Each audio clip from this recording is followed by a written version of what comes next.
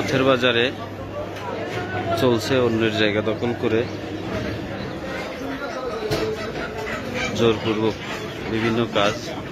কিছুদিন আগে এই পথের বাজারে অন্যের জায়গা দোকান ভেঙে ফেলছিল হাজিগ্রাম নিবাসী ওহাব শেখ।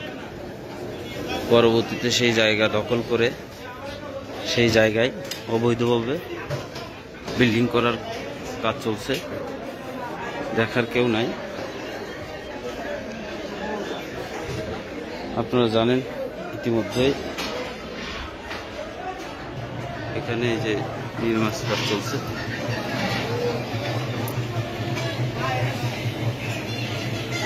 এই জায়গা নিয়ে ওহাব শেখের নামে একটা মামলাও হয়েছে।